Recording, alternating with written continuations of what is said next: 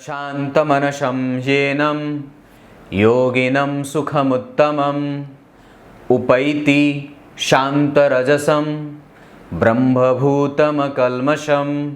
प्रिय दर्शकों नमस्कार, एक बार फिर से उपस्थित हूँ आप सबके सामने बुधवार के कार्यक्रम में। मेरा भाग्य कितना साथ देगा या मुझे परमात्मा का कितना आशीर्वाद प्राप्त है, ये जन्म कुंडली से कैसे जानेंगे कि किसी भी व्यक्ति को परमात्मा या परमात्म तत्व की कितनी वृद्धि उसके जीवन में रहेगी या वो परमात्मा के कितने करीब है।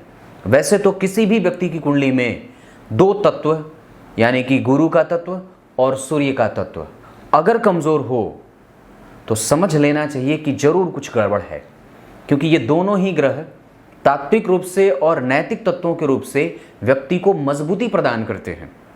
शुरू करते हैं आज का कार्यक्रम। कहीं नहीं जाना है, बिल्कुल बन के रहिएगा। आरंभ में बोले गए गीता जी के श्लोक का अर्थ भी बताऊंगा।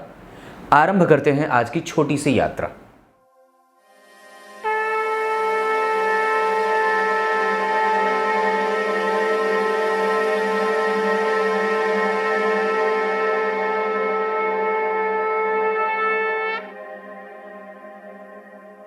आइए अब आपको सीधे विषय पे लेके आता हूं।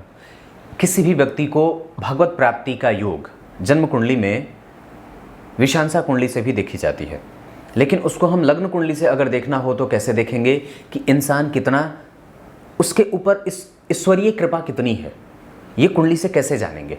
जब इस सवाल का उत्तर ढूंढना हो तो निसंदेह हमें कुछ प्रमुख बिंदुओं पे विचार कर लेना आवश्यक हो, जैसे कि आपकी कुंडली का लग्नेश कितना बली है और लग्न के अधिपति के ऊपर गुरु देव की दृष्टि है कि नहीं है, मतलब देव गुरु बृहस्पति की दृष्टि है कि नहीं है, या द्वितीय भाव के अधिपति के ऊपर देव गुरु बृहस्पति की दृष्टि है कि नहीं है, या फिर जन्म कुंडली के पंचम भाव के अधिपति के ऊपर देव गुरु बृहस्पति की दृष्टि है कि नहीं है, या फिर एकादशवें भाव के अधिपति के ऊपर देव गुरु बृहस्पति की दृष्टि है कि नहीं है।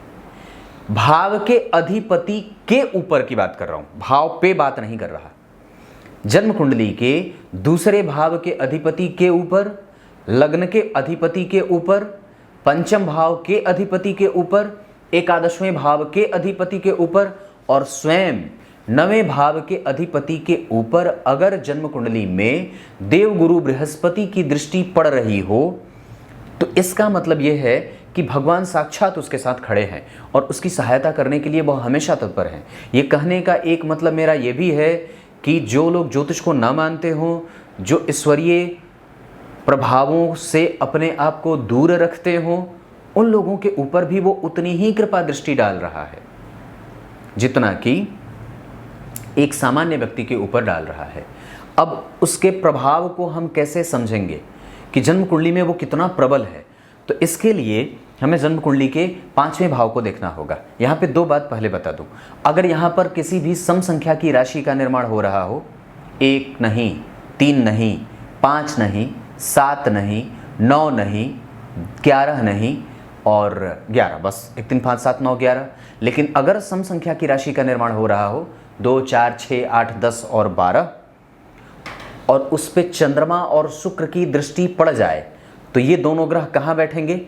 चंद्रमा और शुक्र को चूंकि 7वीं दृष्टि ही प्राप्त होती है, यानी कि एकादशवें भाव में अगर चंद्रमा और शुक्र बैठे हों और यहाँ पे किसी भी सम संख्या की राशि का निर्माण हो रहा हो तो वहाँ पे व्यक्ति को भगवती लक्ष्मी की प्राप्ति होती है। उसके आशीर्वाद या उसकी आराधना करने से व्यक्ति को बल मिलता है। माता लक्ष्मी की उपासना करनी चाहिए या फिर वो आपके ऊपर उनकी कृपा ज़्यादा निकट से देखने को मिलती है।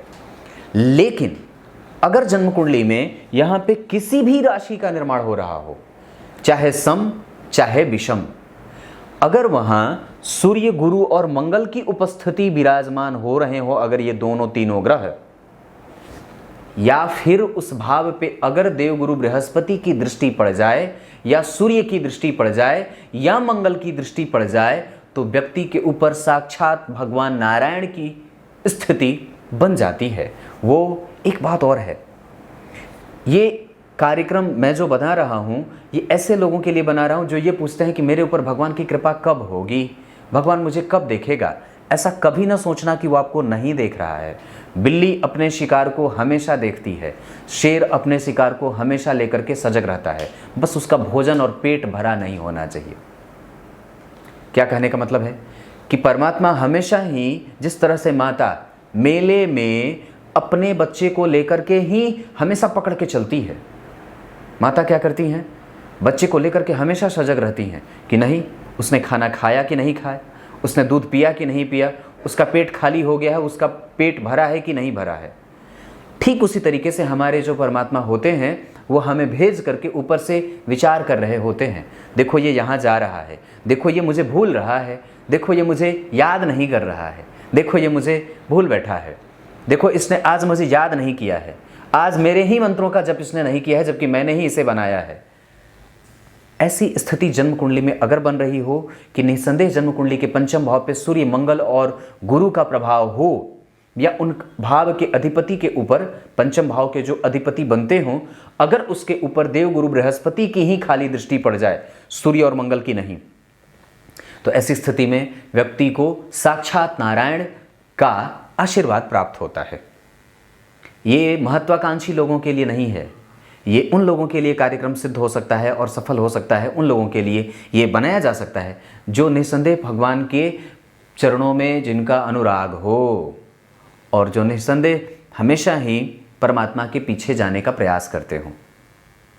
अब आइए आपको कार्यक्रम के आरंभ में बोले गए श्लोक का अर्थ बता देता हूँ। 2 बातें मैंने कही हैं, यहाँ पे सम संख्या की राशि बने और शुक्र और चंद्रमा की दृष्टि पड़े, और अगर किसी भी राशि का निर्माण हो रहा हो और सूर्य मंगल और गुरु वहाँ बैठे हों, या फिर खाली उस भाव के अधिपति के ऊपर देव गुरु बृहस्पति की दृष्टि हो, तो भगवान नारायण की उपासना करने से या फिर उनका बल व्यक्ति के पास हमेशा रहता है।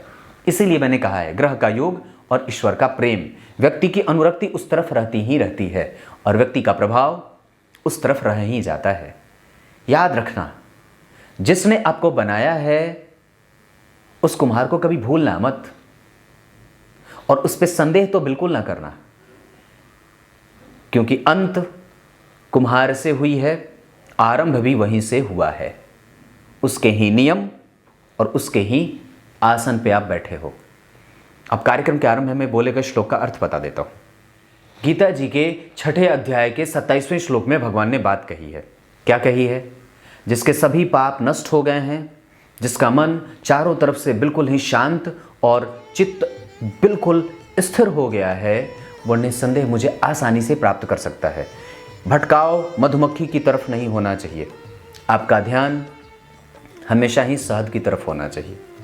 कुछ इसी तरीके से आज के कार्यक्रम का समापन करते हैं। तब तक के लिए इजाजत दीजिए, कल एक बार फिर से उपस्थित होंगे आप सबके सामने। तब तक के लिए बहुत बहुत नमस्कार।